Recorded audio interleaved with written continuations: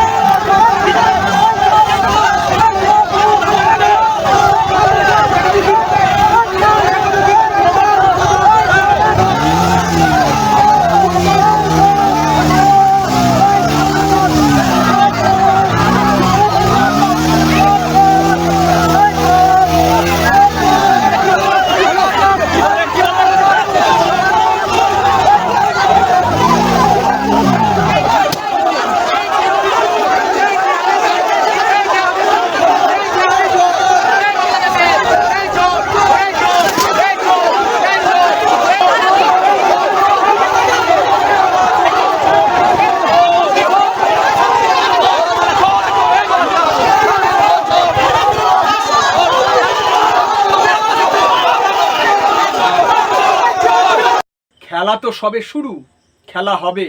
খেলা তো এখনো অনেক বাকি। মাত্র পান থেকে চুন খসতেই তোলামূলের চটি চাটারা নেরি কুত্তার মতো গেল গেল রব তুলে দিয়েছে।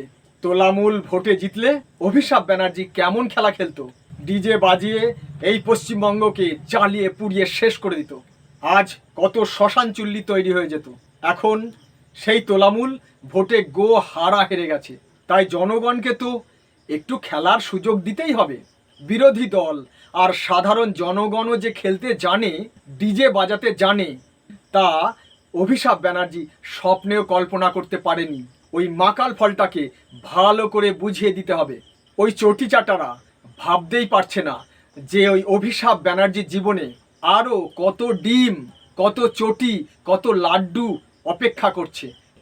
ওই ডেপো ছোঁড়া অল্প বয়সে যা পাপ করেছে তার প্রায়শ্চিত্ত খুব তাড়াতাড়ি হয়ে যাবে। ওই মাকাল ফলটা এখন যেখানেই যাবে সেখানেই ওর কপালে ডিম ঝাঁটা লাথির মতো সুখাদ্য জুটবে। অবশ্য বাইরে মুখ দেখানোর আগেই ওর শ্রীঘরের ভাত একেবারে পাকা। তার আগে কোথাও বেরুলে আমজনতা এই ষষ্ঠীর বাজারে ওকে জামাই আদর করে ছাড়বে।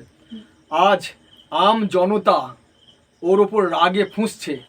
একবার ওই মাকাল ফলটাকে হাতের নাগালে পেলে জনরোষ যে কেমন ওকে আদর করবে তা ভাবতেই আমি আতঙ্কিত হচ্ছি।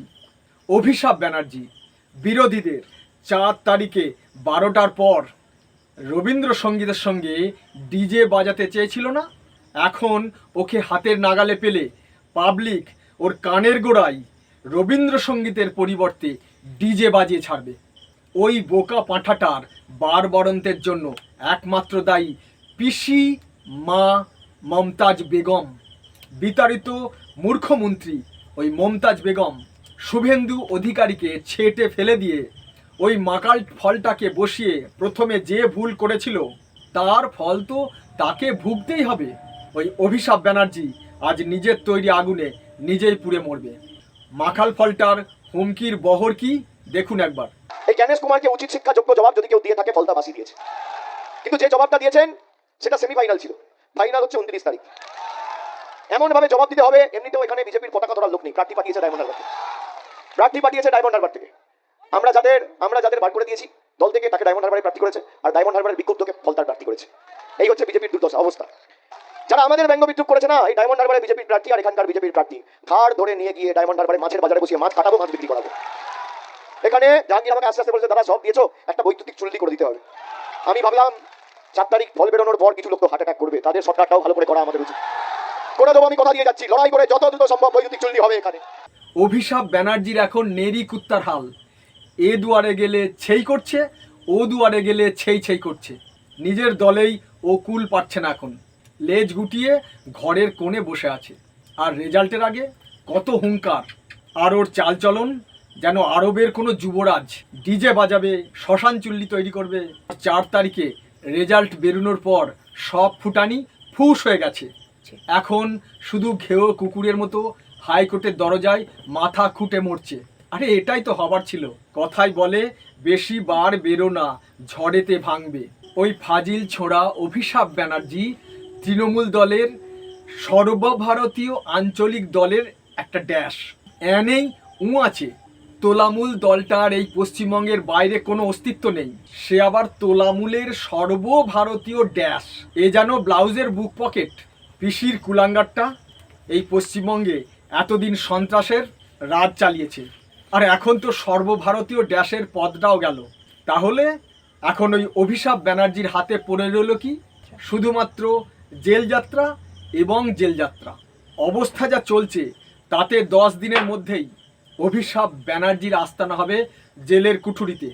তামিলনাড়ুর মুখ্যমন্ত্রী জয়ললিতার যদি জেল হতে পারে, বিহারের মুখ্যমন্ত্রী লালু প্রসাদ যাদবের যদি জেল হতে পারে, দিল্লির মুখ্যমন্ত্রী অরবিন্দ কেজরিওয়ালের যদি জেল হতে পারে, তবে সামান্য একজন এমপি অভিশাপ ব্যানার্জির জেলযাত্রা হবে না কেন?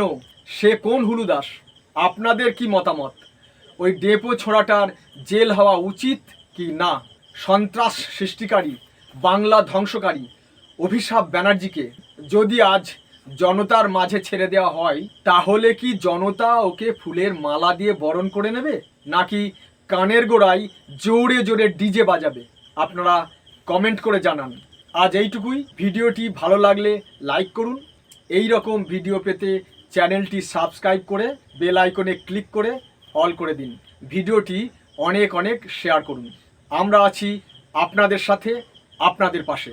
জয় হিন্দ, বন্দে মাতরম।